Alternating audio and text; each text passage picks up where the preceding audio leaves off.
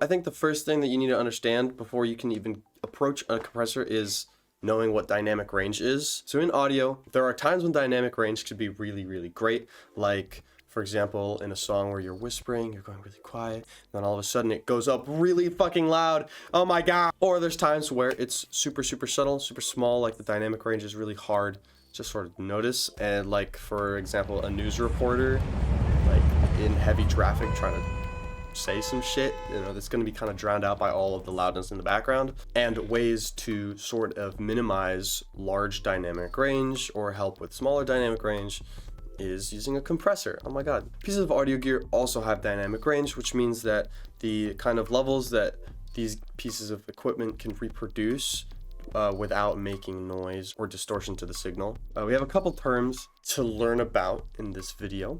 We have headroom, which is the amount of level a device can handle above nominal level before distortion, which basically means the amount of space in a sound that you can change the volume of without creating noise or distortion. There's SNR, or signal to noise ratio, which compares the nominal level to the noise floor of a device. There's the noise floor, which is the amount of noise a device produces with no signal passing through it. There's the nominal line level, which is the normal operating level of a pro audio device. Then there's the peak level, the clipping point, or the distortion point. They're all kind of synonyms for each other, which is the level at which a device will clip or distort, which is different for every single device. But it's basically the point at which the device starts to distort. All right, so now that we know more about dynamic range, let's talk about the compressors. So a compressor reduces the amount of dynamic range in a signal by reducing like the peak frequencies, the higher levels of a sound or input signal. So for example, you have a compressor with a threshold of -15 decibels. Anything louder than that point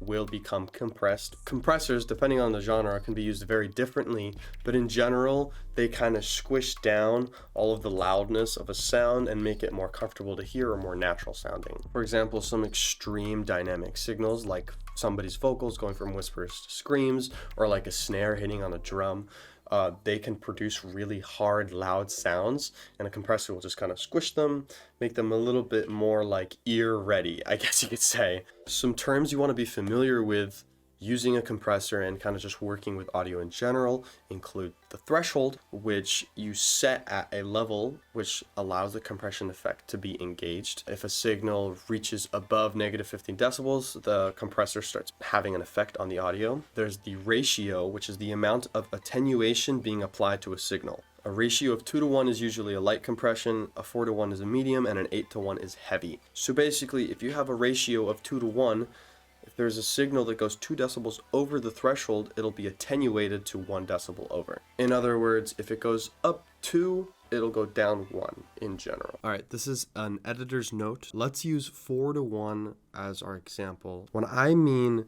that a signal will be attenuated to 1 decibel over, that doesn't mean that it'll be going down by 1 decibel. That means that it'll be going down to 1 decibel over. So a signal of 4 decibels over will be attenuated to 1 decibel over. A signal of 16 decibels will be attenuated to 4 decibels over.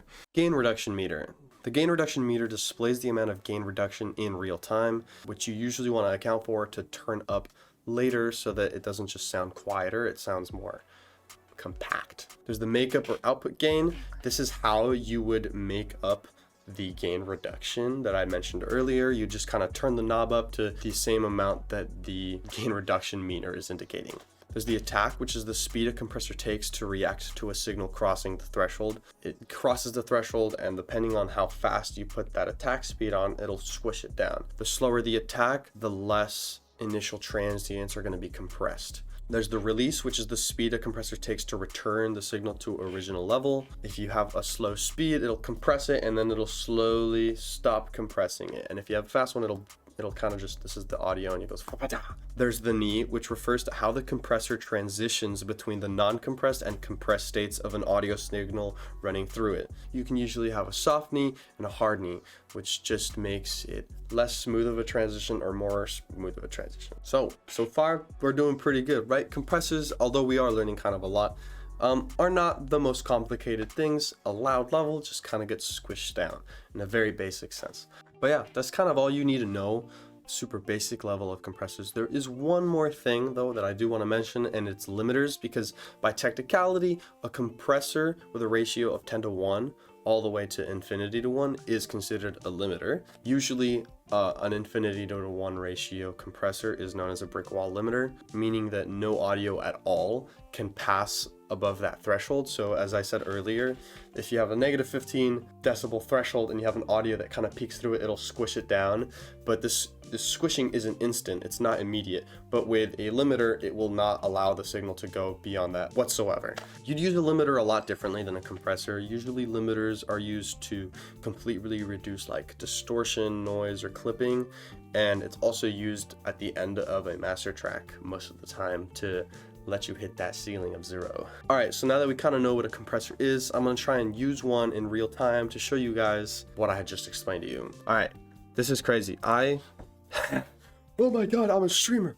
You can see different part of my room now. So we're on Ableton Live, and I'm going to should I record some vocals? I'm gonna record some vocals. I'm gonna be confident in myself. So I'm gonna record some vocals and then compress them for you guys. I'll start with some whispering and then go louder. This is me showing you guys how to compress some vocals. I'ma sing a lot louder now. I'm not gonna consider this singing because it's pretty bad. Oh my God. All right, so God, you guys are welcome. This is the vocal that we're gonna use, and you can tell already that there is a lot of dynamic range. You have really quiet vocals over here, and you have these really loud vocals over here. And so before you'd even compress anything, what I like to do and what a lot of people recommend doing is actually turning up the volume of quieter vocals. So for example, you got this signal, I could just kind of turn up the gain, and you can already see, I don't want it to clip though. You see that like a little black line is almost hitting that ceiling. So we don't want to get there. So already it's looking a lot better. Like it's already a lot smoother of a kind of transition between the whispering and the screaming. And then you can kind of do the same thing. I clipped a little bit, just ignore that. That's not part of the tutorial. You can also turn down the louder vocals, so it's already looking a lot more even. All right, we're adding some auto tune to it. All right, so now we're gonna get into the compressing part. All right, so I'm gonna use the Ableton stock compressor just so I can show you guys. You can find this in any DAW. You have your compressor right over here. You have this EQ filter, which is kind of nice, but I'm gonna turn that off for now. We have our threshold set to 0. So let's just like listen to our audio signal and see how it sounds for now. Press some vocals. I'ma sing a lot louder now. All right, and you see the threshold set to 0, so you're not gonna, none of it's actually passing through the threshold and being compressed right now. So I'm gonna turn it down. I would say at about, let's just do 15 because that's the example I've been giving. Press some vocals. I'ma sing a lot louder now. So as you can see, this orange line is kind of like dipping down, and that's showing you what part of the signal is being compressed. And we have a 4:1 ratio, so it's kind of like a medium ratio. Anytime the signal of my vocal exceeds negative 15 decibels, it'll be ducked down with a ratio of 4:1. Press some vocals. I'ma sing a lot louder now. And then on the bottom right, you can actually see the amount it's being reduced by. Press some vocals. I'ma sing a lot louder now, which is useful. And then another thing you can do is we can click the makeup gain for this, and it's gonna bring up the things that it reduced. So let's give it a listen to without the compressor and then with the compressor. This is me showing you guys how to compress some vocals. I'ma sing a lot louder now. I'm not gonna consider this singing because it's pretty bad. Oh my God. Okay, so we have the non-compressed vocals, and now we'll have the compressed vocals. This is me showing you guys how to compress some vocals. I'ma sing a lot louder now. I'm not gonna consider this singing because it's pretty bad. Oh my God. So you guys heard the before and after, and I also got the audio clipped. So this is the uncompressed one, the yellow one, and then the brown one is the compressed one. And you can definitely see the difference in these two signals. Yeah, this one is in stereo, so that just ignore that. But you can very clearly tell that the compression has done something, especially in parts like this. Press. With where I kind of said P, the P sound, and it just kind of blew up in the microphone, and you can see that it reduced that part as well, like quite a lot actually, so we can hear the difference here. Press. It is a little bit subtler. What compression kind of does, if done right, it gives you perceived loudness, which is what you want to aim for in a song, because you don't want it to be too loud where everything distorts, but you want it to still sound loud. And a really good way to achieve that is using a compressor. All right, and then for a limiter, these are the uncompressed vocals. And so the limiter in Ableton's a little interesting, but basically the gain is like the makeup gain, and then the ceiling is the same as the threshold.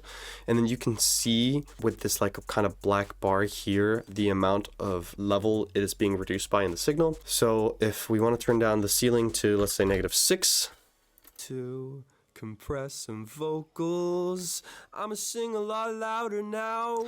Anything that hits the -6 decibel like ceiling will just be immediately cut off. So this signal is not going to be any louder than -6 decibels, no matter what. This is an infinite to 1 ratio brick wall limiter. Okay, cool. But yeah, that is kind of it. That's the basic tutorial for compressors. I hope that you guys took away something interesting or learned something new.